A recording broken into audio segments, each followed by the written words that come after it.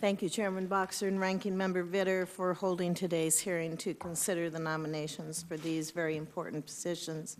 Mr. Williams and Ms. Sue, I'd especially like to thank you for taking the time to come to my office and meet, and thank you for the conversations that we had at that time. And I'd also like to thank each of the nominees for being here today and also for your willingness to serve the public. The Senate's role in providing advice and consent on presidential nominees is a responsibility that I take very seriously. I appreciate that the nomination process provides the opportunity to not only assess the qualifications of nominees, but also to engage in policy discussions and share with nominees the issues of importance in our home states and the concerns of our constituents. Nebraskans, we have many concerns, especially when it comes to activities of the National Park Service and Fish and Wildlife Service. At a time when the National Park Service estimates that it has a maintenance backlog of approximately $13 billion, many Nebraskans were very, very surprised and upset when the National Park Service and Fish and Wildlife Service issued a proposal earlier this year that calls for the potential federal management or acquisition of more than 1.4 million acres in Nebraska and South Dakota. Nebraska landowners are already excellent stewards of the natural resources that are entrusted to them.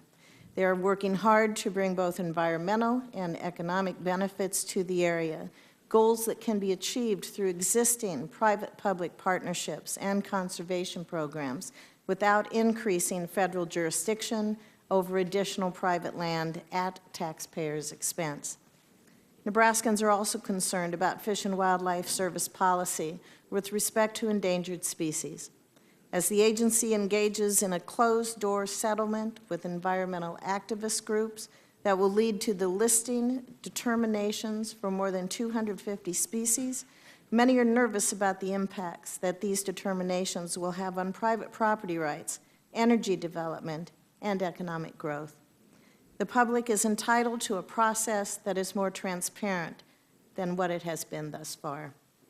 I am hopeful that the Fish and Wildlife Service will work with stakeholders to implement recommendations from the National Academy of Sciences to improve its endangered species consultation process for pesticide approvals.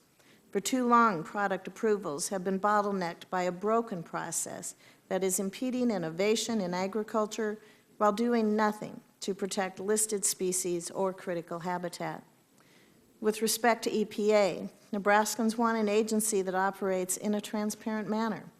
Given recent reports of mismanagement and lack of internal controls at EPA that lead to a senior employee stealing close to $1 million, the EPA needs a financial officer who is attentive and accountable.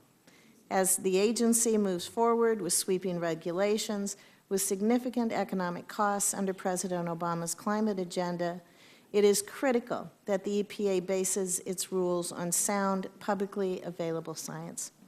Regarding the Economic Development Administration, I'm hopeful that the EDA will empower communities to develop strategies that foster job creation and attract private investment.